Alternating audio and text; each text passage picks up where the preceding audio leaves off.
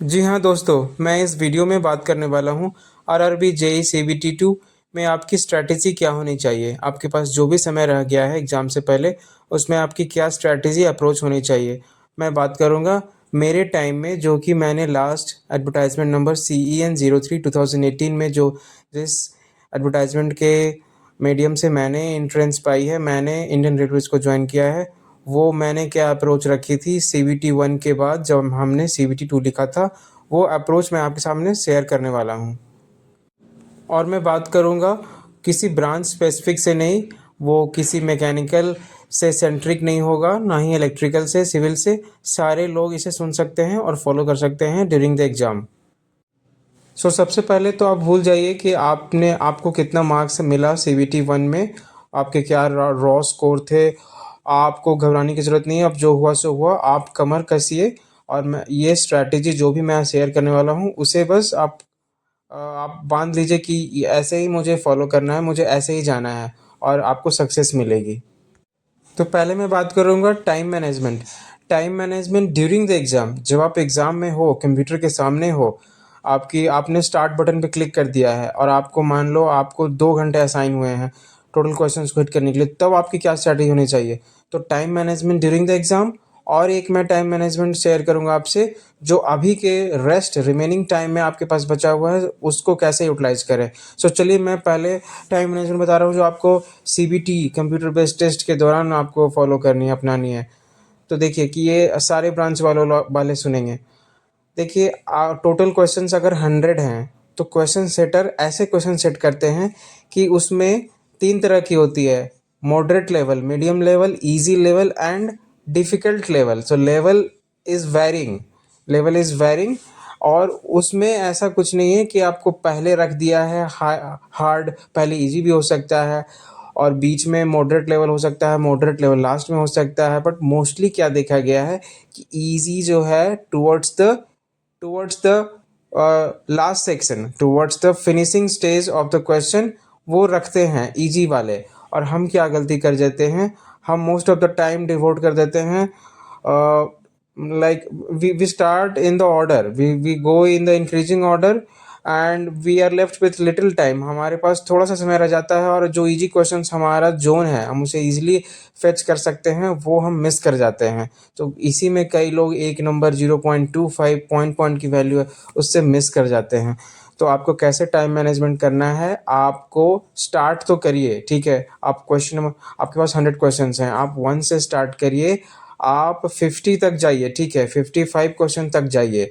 फिर आप देखिए कि आपके पास कितना समय है। आपके पास अगर 2 घंटे हैं, तो आप शुरू के 1 घंटे या सवा घंटे, 1 आवर 15 मिनट्स और 1 आवर आप डिवोट करिए कि जैसे आप सीक्वेंस में जा रहे हैं क्वेश्चन नंबर 1 से, वो एक फ्लो होता है और यूजुअली सबको फॉलो करना चाहिए। उसके बाद क्या करना है आपको, जैसे कि आपने 60% ऑफ द क्वेश्चंस अटेम्प्ट कर लिए हैं, मान लो 70%, going from the first question, this is the ideal order. उसके बाद आपको आखिरी के 20 क्वेश्चंस, मतलब 25% ऑफ द क्वेश्चंस को पहले हिट करना है। उसके बाद बीच में बचे हुए क्वेश्चंस पे आना है। क्यों? क्योंकि लास्ट के questions 90% of the time easy दिए जाते हैं और कैंडिडेट वहीं पे फंसते हैं कि वो उनके पास आते हुए भी वो छूट जाता है। तो पहले आप जाएंगे 1 से 60, सपोज आपके पास 100 क्वेश्चंस हैं, तो 1 से 60, उसके बाद आप आखिरी के 20 क्वेश्चन यानी 81 से 100 को टच करेंगे। और वो भी ऐसा ना करेंगे कि मैं 100 से शुरू कर रहा हूँ। होता क्या है कंप्यूटर में, whenever you are, suppose you want to touch question number 81 and you want to go till 100th question, so don't start with 100 question first and you are thinking that now, like now onwards I will go a little down, 99, and likewise I will touch then 98, and so this way your time will be lapsed. like computer takes time.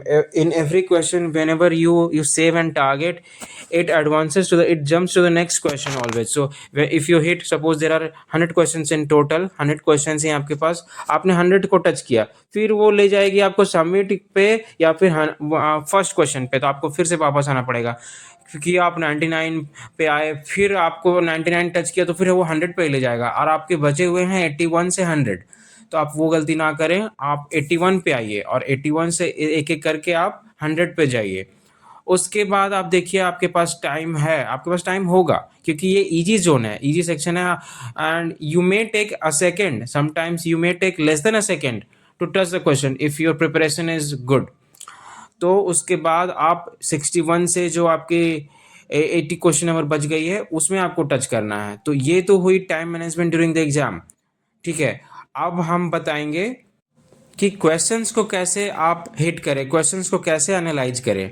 Time management तो हो गई, questions को कैसे हम face करेंगे और कैसे हम सेफ जोन में हम लैंड करेंगे, आफ्टर एग्जाम हम कैसे सेफ जोन में लैंड करेंगे ताकि हमारे पास होप रहे, we should stay optimistic that yes we are gonna clear, we are gonna crack the exam. तो दूसरी सटीक अप्रोच है, ideal approach is avoid negative questions, avoid negative score.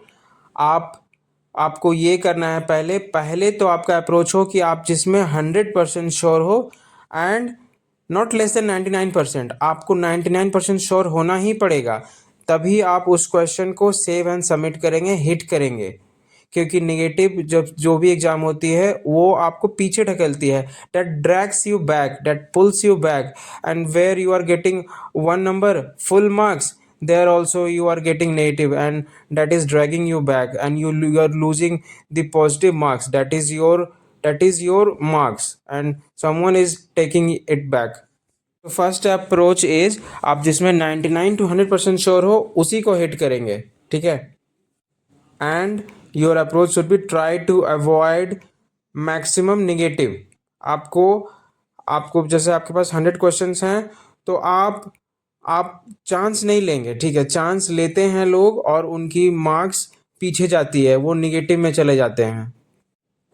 सो आप पहले तो आप जिसमें श्योर हो, 100% श्योर हो, आप सर्टेन हो, उसी को हिट करेंगे। और आखिरी के समय में मान लो आपके पास 5 मिनट है रिवाइज करने के लिए, तो उसमें आप बस 2-4 क्वेश्चन, मैं इसलिए बता रहा हूँ क्योंकि 95% of the times your wherever you are haphazardly randomly touching or hitting the questions, your answers are not correct, so this is not the right approach। ये सही तरीका नहीं है एग्ज़ाम देकर आने का।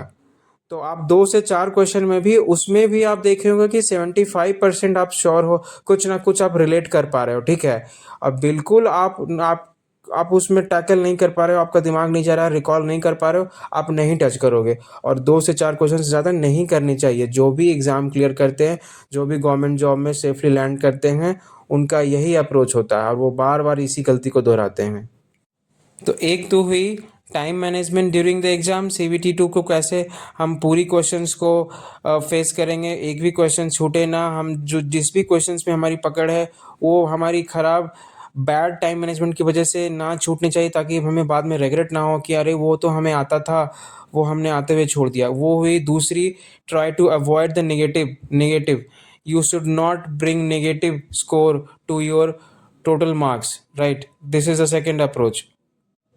तीसरी बात बहुत ही इम्पॉर्टेंट, आप किसी क्वेश्चन में ज़्यादा देर नहीं रुकोगे। बहुत बार हम क्या करते हैं, हमें ऑप्शन नहीं आ रहा, हम हिट एंड ट्रायल करते जाते हैं, 3 तरीके करते हैं। ठीक है, तो आप कुछ क्वेश्चन में तो कर सकते हो, एक से दूसरी मेथड कर सकते हो, बट तीसरी मेथड को नहीं ट्राई करना है एक ही क्वेश्चन में। और ऐसा आप 2-4 क्वेश्चन में कर सकते हो, ना कि आप 15 क्वेश्चन में कर रहे हो।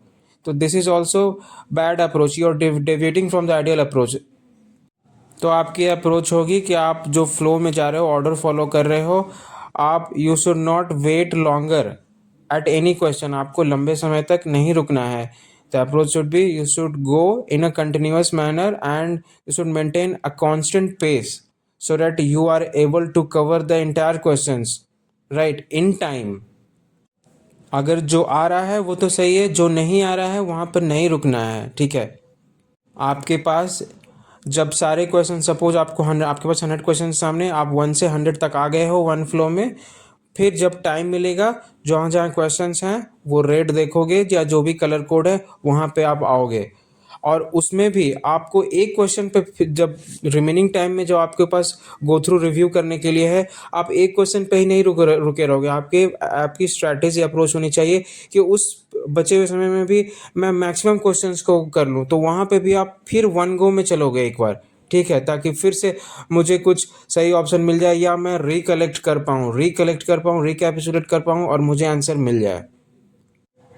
तो ये तो थी बहुत ही इम्पॉर्टेंट, बहुत ही महत्वपूर्ण tips and techniques that you should always follow and implement during the exam while you are writing the exam. अब मैं बताने जा रहा हूँ वो मेथड्स, वो फॉर्मूले, वो मेथडोलॉजी जो आपको अपनानी चाहिए अभी बचे हुए समय में। आप जिस भी ब्रांच से आते हैं, मैकेनिकल, इलेक्ट्रिकल, सिविल, इलेक्ट्रॉनिक्स, तो आपको क्या करना है, आपके पास जो भी आप एक MCQ book, standard book follow करते ही होगे जिस भी ब्रांच से आते हैं। सपोज मैकेनिकल से आर के जैन और आर एस खुरमी खुरमी है, एस चांद है, इसको फॉलो करते हो। तो आप इलेक्ट्रॉनिक से आते हो तो उसमें भी एक पॉपुलर एमसीक्यू बुक होती है, बहुत सारे एसएससी जेई एग्ज़ाम होती है, पीएससी होती है, बेल है, ओएनजीसी है, तो उसके में आती है। आप कुछ गेट के प्रीवियस ईयर क्वेश्चंस भी देख सकते हो, एसएससी जेई के प्रीवियस क्वेश्चंस देख सकते हो। अगर आप इलेक्ट्रॉनिक्स से आते हो तो आप डीआरडीओ के क्वेश्चंस, भारत इलेक्ट्रॉनिक्स के क्वेश्चन देख सकते हो, गेट के क्वेश्चंस देख सकते हो। फिर बीएसएनएल के क्वेश्चंस होते हैं जूनियर टेलीकॉम अफसर के, वो देख सकते हो। तो आप एमसीक्यूज़ को तो देख ही जाओ, और उस एमसीक्यू में भी आपको जब आप क्वेश्चंस कर रहे हो तो छोटे-छोटे आप नोट्स बनाओ, एकदम छोटे-छोटे, लाइक छोटे-छोटे फॉर्मूला। सारे नहीं लिखने हैं, जो इम्पोर्टेंट आपको लग रहा है, जो पॉपुलर हैं, कॉमन हैं, टिपिकल हैं, वो आपको क्या होगा, आप ना 2 से 4 पेज के छोटे-छोटे नोट्स बनाओ। That will act as a glimpse, that glimpse you will be able to go through. You can take a quick glimpse at all that you have, all through the notes that you have made in this remaining time before you're gonna write the exam. और ये क्या करेगा, this will work as minutes of your preparation. आपने जो भी preparation करी है वो लास्ट के आखिरी लम्हे में, एग्ज़ाम के 1-2 से 2 दिन के पहले में वो माइन्यूट्स की तरह काम करेगी। This is the minutes of your preparation. और वो सही तरीका है कि आपने ये सब कुछ पढ़ा था और ये आपने, this is your extract, this you have extracted from your preparation, और आप इसको देख कर जा रहे हो तो इसमें से आप मोस्टली है कि इसी में से आएगा अब एग्ज़ाम में। तो ये थी बहुत ही इम्पोर्टेंट, एज मैंने ये बिल्कुल मेरी ही अप्रोच है, मैंने बिल्कुल यही तरीका अपनाया था और आज मैं इंडियन रेलवेज़ में हूँ। और बहुत सारे कैंडिडेट्स जो भी आज हैं, 90% of people do this only. एक और इम्पॉर्टेंट महत्वपूर्ण बात, आप ज़्यादा लोगों से बात अब नहीं करेंगे, उनसे नहीं पूछने की कोशिश करेंगे कि वो कैसे तैयारी कर रहे हैं, वो कैसे तैयारी कर रहे हैं। फिर आप डीमोटिवेट होंगे, डिमोरलाइज होंगे कि अरे वो तो वैसे कर रहा है, मैं वैसे क्यों नहीं कर रहा हूँ। नहीं, आप जैसे भी तैयारी करते हो और जैसे मैंने बताया उसमें भी अगर आप कुछ अमल करना चाहे तो आप दूसरों को मत सुनिए, आप खुद को स्टेबलाइज करिए, शांत होइए, टेम्पर रखिए और होल्ड टेम्परामेंट, स्टेबलाइज योरसेल्फ, काम योरसेल्फ। और इन सब चीज़ों को आप डिसिप्लिन लाएंगे तो देखेंगे आप बहुत ही अच्छे पोजीशन में होंगे। एग्ज़ाम से एक 2 दिन पहले आपकी कॉन्फिडेंस बहुत ही अच्छी होगी। आई होप आपको बहुत ही अच्छा लगा होगा, आपने बहुत कुछ सीखा होगा। मैंने बस एक कोशिश की है और मैं ये कोशिश करता रहता हूँ आपके अलग अलग एग्ज़ाम्स के लिए। तो अगर आपको अच्छा लगा हो तो आप लाइक और शेयर करना ना भूलें, सब्सक्राइब करिए चैनल को। मुझे और भी समय मिलेगा तो मैं आपके सामने और भी स्ट्रैटेजी लाऊंगा। तब तक के लिए आप अपनी प्रिपरेशन जारी रखिए और आपका सिलेक्शन पक्का है। मैं इसी नोट से मैं अब आपसे विदा लेता हूँ। All the best, take care.